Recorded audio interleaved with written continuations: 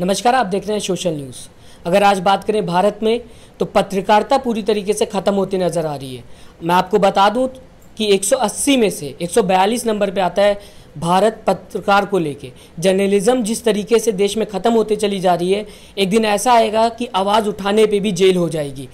इसी को लेते हुए आज हमारे साथ सीनियर जर्नलिस्ट अनिल उपाध्याय जी मौजूद हैं। उनसे बात करेंगे कि जिस तरीके से देश में पत्रकारों के ऊपर सवाल खड़ा होता नज़र आ रहा है, आज पत्रकार बात करता है तो उसके ऊपर एनएसए जैसा आरोप लगा दिए जाते हैं, ऐसे कई धाराएं लगा दिए जाते हैं, जिसके बाद सरकार जो है तानाशाही अगर बात करें दूसरी तरफ करती हुई नज़र आ रही है। तो इनसे बात करेंगे, जानेंगे कि ये इस टॉपिक पे क्या सोचते हैं, इनकी राय क्या है। सर, मैं सबसे पहले तो आपका स्वागत करूंगा हमारे चैनल पे आने के लिए। धन्यवाद। सर, आज जर्नलिज्म पूरी तरीके से ख़त्म होते नज़र आ रही है और जर्नलिज्म के नाम पे पीआर का काम ज़्यादा हो रहा है। किस तरीके से देखते हैं आज की जर्नलिज्म को आप? देखिए, पत्रकारिता एक मिशन है, समाज का सबसे महत्वपूर्ण मिशन। चौथा खंभा इसको इसीलिए कहा जाता है। पत्रकारों की कोई संसद नहीं होती, पत्रकार कोई विधायक सरकार नहीं होते हैं। पत्रकार तो कोई भी हो सकता है। एक सादे कागज़ पर भी कोई सूचना को लिख के, जब हमारा देश आज़ादी की लड़ाई लड़ रहा था तब गणेश शंकर विद्यार्थी, जितने भी हमारे स्वतंत्रता सेनानी रहे हैं, एक दूसरे तक मैसेज पहुंचाने के लिए अखबार जैसी चीज़ें, वो साधारण सी वो लेटर वाली जो प्रिंटिंग होती थी उसमें छापने की कोशिश करते थे और उसको वितरित करने की कोशिश करते थे, तो अंग्रेज़ों का काला कानून उन पर एकदम भयंकर रूप से आक्रमण हो जाता था एक तरीके से। तो ये उसके बाद जो सबसे बड़ी आज़ादी जो हमारे देश को मिली, जो चौथा खंभा का नाम दिया गया, जिसे संविधान में चौथा स्तंभ कहा गया, पत्रकारिता एक मिशन है जो समाज को सही दिशा देती है। समाज को सही दिशा देने के लिए हर धर्म में, हर मजहब के धर्म गुरु और उनके भी आगे, उनको आगे करने का काम किसने किया? आप स्वयं बताइए कि जो धर्म गुरु हैं, धर्म जो हैं, धार्मिक मजहबी, चाहे हिंदू मुस्लिम सिख ईसाई सभी धर्मों में, जो उनकी जो बातें हैं उनको आगे करने का काम किसने किया? पत्रकारों ने किया। तो पत्रकारों ने वो जो धार्मिक बातें, तो वो एक वर्ग, मान लीजिए कोई मुस्लिम समाज की अगर बात कर रहा है तो वो पत्रकार पूरे संपूर्ण मुस्लिम समाज के लिए, हित के लिए रिपोर्टिंग करेगा। अब क्या फर्क पड़ गया है कि दल कोई धर्म तो होते नहीं है। समाज का धर्म दल है क्या? समाज का धर्म दल नहीं हो सकते। समाज को प्रशासनिक रूप से व्यवस्थित करने के लिए दलीय संरचना बनी, जिसको सरकार के रूप में लाया जाना था। आज उसके विपरीत हो रहा है। पत्रकार दलीय बंटवारे में जैसे बट गए। कोई पत्रकार पक्ष में है, कोई पत्रकार विपक्ष में है, कोई किसी की चाटुकारिता कर रहा है, कोई किसी की चाटुकारिता कर रहा है, और दिखते सब बड़े भले हैं। समस्या जो सबसे बड़ी गंभीर है, जैसे इस समय लखनऊ में जीवीके कंपनी एम्बुलेंस, अभी इस समय हमारे देश पर नहीं, पूरे विश्व पर ग्लोबल रूप में जो कोरोना वायरस ने अटैक किया, जिसकी वजह से लाखों लोगों की मौत हुई और करोड़ों की संख्या में लोग बीमार हैं और हमारा देश कराह उठा। इतनी बड़ी भयानक त्रासदी के बाद भी एम्बुलेंस कर्मियों ने आजकल उत्तर प्रदेश की हड़ताल कर रखी है। जीवीके कंपनी के एम्बुलेंस कंपनियों ने, कंपनी के कर्मचारियों ने, एम्बुलेंस चालकों ने, मेडिकल स्टाफ ने सैलरी के लिए हड़ताल कर रखी है। अब यहीं पर मेरी बात बड़ी गंभीरता से समझने वाली है। एम्बुलेंस कर्मी जब कोरोना वॉरियर के रूप में, जब कोरोना से शिकार होने वाले लोगों के नज़दीक कोई उनके सगे रिश्तेदार नातेदार भी नहीं जा रहे थे, तब वो एम्बुलेंस कर्मी ही भगवान बनकर प्रकट हुए, उनको अस्पतालों में भिजवाया। मान के चलते हैं कि 100 में से कुछ परसेंट, 10-20%, 5%, 2% कुछ लोग गलत होंगे, भ्रष्ट होंगे, जिन्होंने पैसा कमाने की, लेकिन बड़ी संख्या में लोगों ने मानवता की बहुत बड़ी सेवा की। उस समय योगी जी ने, मोदी जी ने, सरकारों ने, यानी दलीय सरकारें हैं, दलीय सरकारों ने एम्बुलेंस कर्मियों के लिए बड़ी घोषणाएं कर दी कि हम आपको 25% सैलरी आपकी बढ़ेगी, आपको ये मिलेगा, आपको वो मिलेगा। और इस बात की तो पूरा विश्व गवाह है कि थाली, घंटा, घंटी, घड़ियाल बजवाना, आतिशबाजी चलाना, दिया जलवाना, ये सब डॉक्टर्स और पैरामेडिकल स्टाफ के लिए हमारे देश के प्रधानमंत्री माननीय मोदी जी ने किया। पत्रकार भी तो सर उसमें कहीं ना कहीं हाँ में हाँ मिलाते हुए आज नजर आ रहे हैं। मेरी बात पहले समझिए। तो अब आज की तारीख में जिस तरीके से कि जीवीके एक निजी कंपनी में काम करने वाले कर्मचारियों ने आशा किससे की? सरकार से की।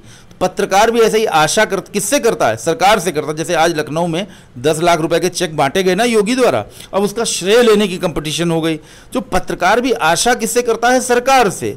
और सरकार उस पत्रकार के बीच में आता है सरकार और छोटे पत्रकार जो ग्राउंड रिपोर्टिंग करता है, जो मैदान में उतरता है, जैसे आप लोग ग्राउंड रिपोर्टिंग करते हैं, आपको भागना दौड़ना पड़ता है, उनके बीच में आ जाते हैं मालिकान और बड़े बड़े उद्योगपति और वो लोग जो पैसे से एकदम चारों तरफ जिनके धन ही धन है, धन की दुनिया के लोग हैं। सरकार उनको प्रकृत करती है, यानी किसी चैनल का या किसी अखबार का मालिक या कोई बहुत बड़ा संपादक या कोई बहुत बड़ा पत्रकार जिसका तबका ऊंचा है, वो जाके अपनी सेटिंग वेटिंग करके अपना एक उसने इंटरव्यू किसी प्रधानमंत्री, मुख्यमंत्री, मंत्री, विधायक, सांसद किसी का अपना करा दिया और उसने अंदर अंदर क्या खेल किया ये छोटे पत्रकार को नहीं पता चल पाता है। छोटा पत्रकार अपनी सैलरी के लिए परेशान रहता है, अपने रोजगार के लिए परेशान रहता है। तो आज जो पत्रकारिता पर ये संकट है, आज पत्रकारों को भी किसानों की तरफ बांटने की कोशिश हो रही है। जैसे किसानों को सरकार इस समय क्या कोशिश कर रही है कि आपस में ये लोग लड़ जाएं, आपस में लड़वाने की कोशिश हो रही है। शाहीन बाग का आंदोलन हुआ, आपस में लड़वाने की कोशिशें हुई, लेकिन सब तरफ से सरकार फेल हो रही है क्योंकि यहाँ सत्य का मामला है। इस समय रोजगार से बड़ी कोई और मतलब चीज़ नहीं हो सकती है। तो पत्रकारिता एक ऐसा मिशन है कि जो पूरे समाज के लिए होना चाहिए और पत्रकारिता आज बढ़ती जा रही। गोदी मीडिया शब्द चैनलों पर खुलेआम बोला जा रहा है। गोदी मीडिया यानी मोदी मीडिया। गोदी मीडिया का क्या मतलब? क्या मीडिया के जो इतने अच्छे अच्छे एंकर्स हैं, इतने खूबसूरत सब जो एंकर्स जो बोलते हैं, वो क्या किसी नेता की गोदी में बैठते हैं? उन नेता की गोदी में तो बैठते नहीं। देखा जाए तो आज पत्रकारिता के नाम पे ग्लैमर बिक रहा है। आज ग्लैमर बैठाल दिया जाता है और उनसे कहीं ना कहीं डिबेट होती है। न्यूज़ जो असल न्यूज़ होती थी, जिसको बोला जाता था कि एक रिसर्च करके लोगों के सामने ये टॉपिक रखना है, लेकिन आज दो धर्म के लोग जो हैं एक स्क्रीन पे बैठाल दिए जाते हैं, एक अच्छी सी एंकर बैठाल दी जाती है, ग्लैमर बैठाल दिया जाता है। तो क्या आज पत्रकारिता पूरी तरीके से छलावा हो गया आपके हिसाब से?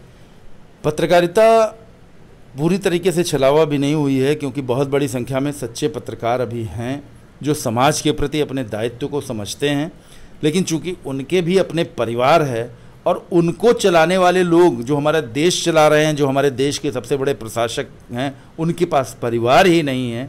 तो सबसे बड़ी समस्या क्या आ रही है पत्रकारों के सामने कि उनको अपने परिवार चलाने हैं, तो वो दबाव में आ जाते हैं। मैं ऐसे बहुत बड़ी संख्या में पत्रकारों को जानता हूँ, जैसे सुधाकर दीक्षित, न्यूज़ 24 का एक ऑफिस बॉय, उसके कैंसर हुआ था, वो हमारे पास मदद मांगने आया। तो हमने कहा मेरे पास एक मेरा बनाया हुआ एक हॉस्पिटल है। मैंने कहा मेरे हॉस्पिटल मेरा आपके लिए पूरी तरह रेडी है, लेकिन ऑपरेशन करने वाले डॉक्टर्स और पैरामेडिकल स्टाफ, दवाएं और बहुत सारी चीज़ें तो हम नहीं अरेंज कर पा सकते ना, वो तो कहीं ना कहीं से करनी पड़ेगी। तो हमने कहा सरकार से मदद लीजिए। वो बेचारे सरकार से मदद देने गए, सरकार उनकी मदद नहीं कर पाई, उनका देहांत हो गया।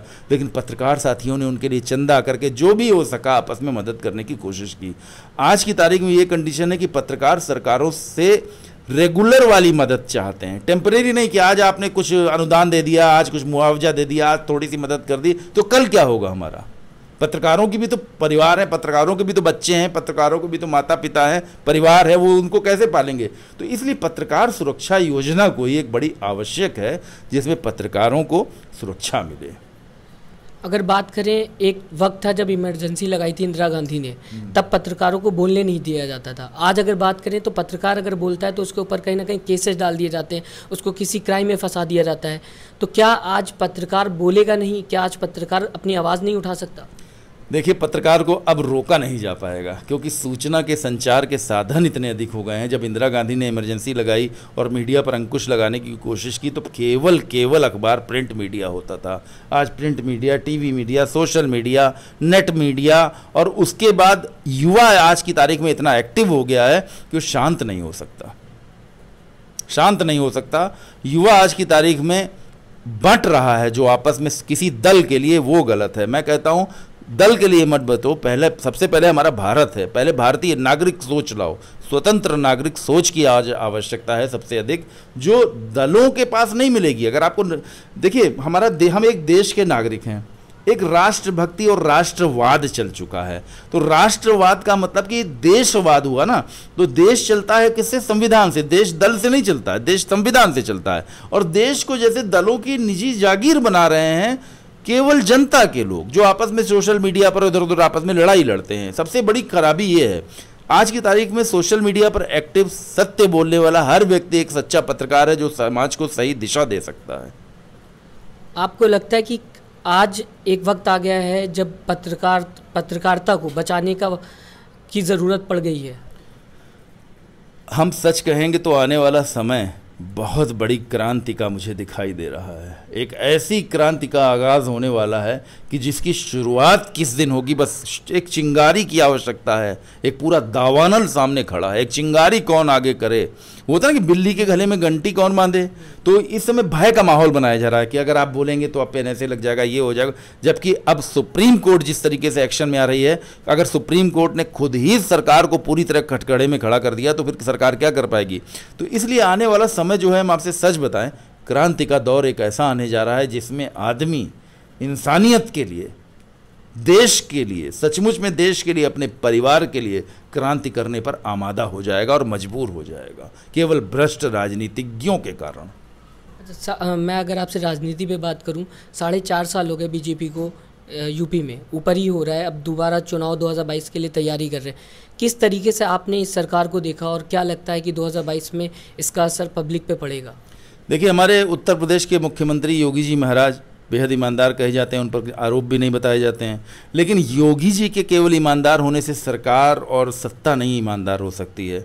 जब तक जो चीज़ों को सिस्टम की तरफ मोड़ देने से काम नहीं चलेगा, सिस्टम पर को दोषी बनाने से काम नहीं चलेगा, सिस्टम को सुधारा कैसे जाए। जैसे मैं हमेशा कहता हूं कि अगर मान लीजिए योगी जी की जगह असदुद्दीन ओवैसी यहाँ के मुख्यमंत्री होते तो भी काम तो उनको वही उन्हीं सरकारी लोगों से लेना है। सबसे आवश्यक है कि सरकारी लोगों के अंदर जो सरकारी मोटी तनख्वाह लेते हैं, आज आपने गौर किया होगा सरकारी लोगों के टीए भत्ता सब बढ़ जाता है। क्यों बढ़ जाता है? क्योंकि वोट बैंक के चक्कर में और सरकारी लोगों से ही सरकार को काम लेना पड़ता है। ये दबाव डाल, अगर आप पर दबाव डालना है तो आप पर दबाव डालने के लिए सरकार किसका उपयोग करेगी? सरकारी लोगों का, सरकारी पुलिस का, सरकारी तहसीलदार का, सरकारी लोगों का।